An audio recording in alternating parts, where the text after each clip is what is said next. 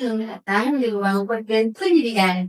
Nah, pada kesempatan kali ini kita akan membahas salah satu permasalahan yang masih sering terjadi di dalam dunia pendidikan, yaitu pendidikan yang terbatas. Sebelumnya, perkenalkan, aku Sandra. Dan aku Lutfi, silang banget kita bisa ngobrol bareng lagi. Sebelum masuk ke pembahasan, coba kita pikirkan sebentar, apakah rasa takut itu masih menjadi cara untuk mendisiplinkan siswa? Atau apakah hukuman yang keras itu benar-benar membuat siswa merasa menjadi lebih baik? Atau justru malah siswa itu merasa takut pergerakan, merasa tertekan, dan kehilangan semangat belajar? Karena pada kenyataannya masih ada loh siswa yang dimarahi di depan kelas dengan secara berlebihan, bahkan hanya melakukan kasar atas nama disiplin. Padahal, dalam pendidikan sendiri itu, siswa seharusnya dididik diperlakukan sebagai manusia, di mana yang memiliki potensi, memiliki perasaan, dan memiliki hak berkembang secara baik. Nah, kondisi seperti ini pun dinamakan dengan dehumanisasi dalam pendidikan. Nah, di mana siswa itu diperlakukan tanpa memperhatikan sisi kemanusiaan dan kondisi psikologisinya.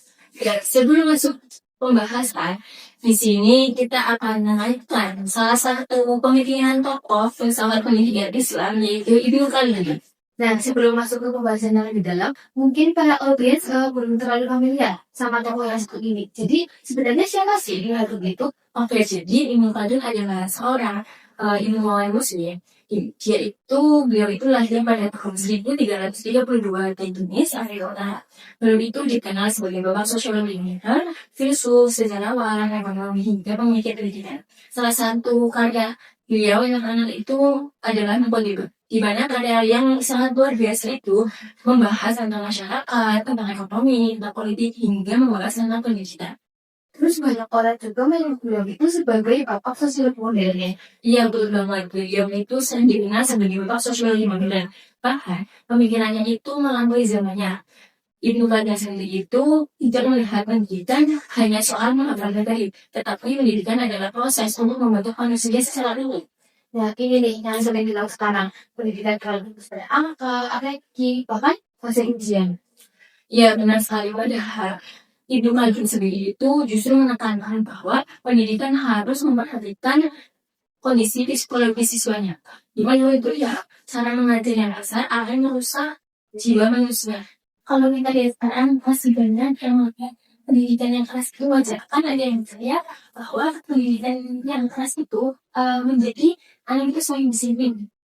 Padahal kalau dilihat dari pikiran Dek Darun, cara itu justru malah bisa berhasil bagi peserta didik. Iya, karena menurut beliau pendidikan itu bukan soal membuat anak takut, tapi pendidikan itu adalah proses karena anak berkembang sebaik secara pilihan ataupun secara.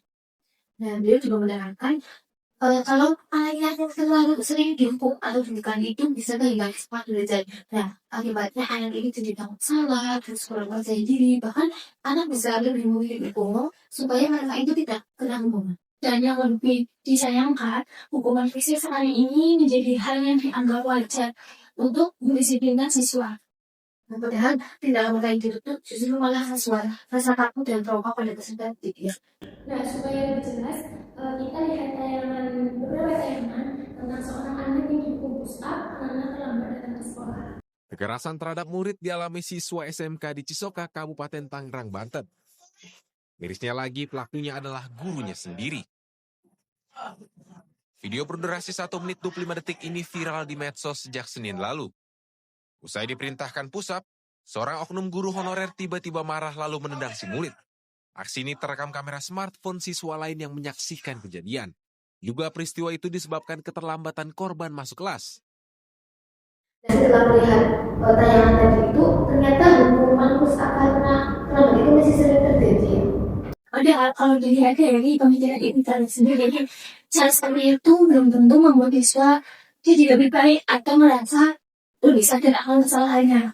Iya, betul banget. Kadang yang muncul itu malah rasa takut, bukan kesadaran dari diri mereka sendiri. Iya, benar sekali. Apalagi kalau hukuman itu diterapkan di depan teman-temannya dia. Karena siswa itu merasa tertekan, halu, dan menjadi kurang nyaman di sekolah. Dan padahal sekolah ini sebenarnya kan lebih pada anak-anak untuk belajar di depan, malah menjadi tempat yang bikin siswa itu takut salah. Ya, bukan berarti disiplin itu tidak penting ya teman-teman. Disiplin itu penting, namun cara menerapkannya itu adalah harus manusiawi dan mengerti. Ya di sana guru itu bisa mengajar siswanya untuk berdulu, terus ngasih pahaman soal tanggung jawab, terus atau guru itu bisa memberikan konsekuensi, tapi konsekuensinya itu yang tetap bikin siswa itu belajar, malah mempermalukan mereka di depan teman-temannya.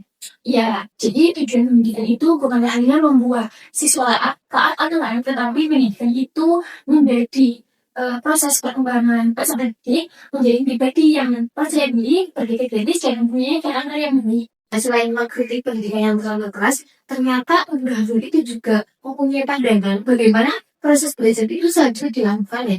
Ya, jadi itu bisa melalui salah satunya lewat media.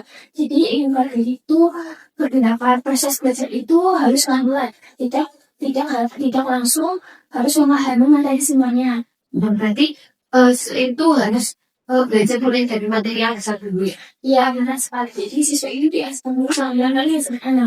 Setelah mereka sudah paham, kita baru mengasih materi yang dalam membangsanya. Maksud apa sih? Karena kalau langsung terlalu tinggi sih juga gampang bingung gitu ya. Iya, jadi kadang malah jadi males belajar karena mereka itu jadi tidak mampu mengikuti pelajarannya. Kalau dikaitkan dengan kondisi sekarang nih, rasanya lihat nilai kebayang ya banyak siswa yang ngerasa dituntut untuk cepat paham, terus tugasnya banyak padahal belum dikasih materi gitu, terus belum lagi datang lagi ke ujian. Ya benar banget. Akibatnya itu sekarang itu banyak siswa yang hanya kalau nggak membandingkan nilainya, bukan benar-benar memahami materinya. Padahal menurut Ibu Handun kemampuan anak itu kan berbeda-beda ya. Jadi khusus belajarnya juga mungkin bisa disampaikan dong, harus menyesuaikan kemampuan dan juga perkembangan peserta didik. Ya maka dari itu orang guru itu penting untuk membimbing siswanya, karena untuk membimbing siswa secara bertahap, dimana untuk memahami materi dan membuat suasana belajar lebih nyaman.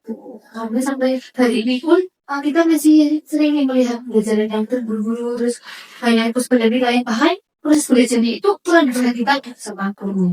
Iya, jadi bisa dibilang teori pendidikan tetap ini sebenarnya menguatkan kita kalau belajar itu tak adalah proses, tidak harus serba cepat, tetapi benar-benar memahami materi dan berkembang.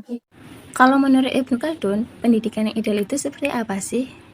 Yang ideal itu pendidikan yang lebih manusiawi, terus guru itu hadir sebagai pembimbing, bukan proses yang dilakukan oleh siswa-siswanya. Oh, berarti proses belajar itu harus menyesuaikan dengan kemampuan peserta didiknya ya? Iya, itu banget. Makanya pribadi juga menekankan pembelajaran bertahap supaya siswa itu bisa memahami materinya itu pelan-pelan tanpa merasa tertekan.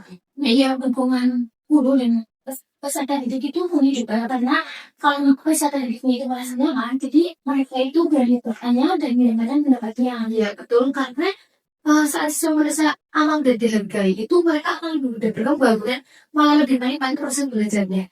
Ya, dan yang paling penting itu pendidikan itu seharusnya membuat rasa suka dari itu, bukan rasa takut dari hukuman. Jadi, dari pendidikan bisa kita simpulkan bahwa pendidikan yang paling baik itu bukan pendidikan yang paling keras, tetapi pendidikan yang mampu membantu siswanya itu berkembang menjadi manusia yang seutuhnya. Dari pembahasan kali ini, kita jadi sadar bahwa masalah pendidikan itu bukan cuma soal hafal dan lain-lain, tapi juga bagaimana siswa diperlakukan selama proses belajar.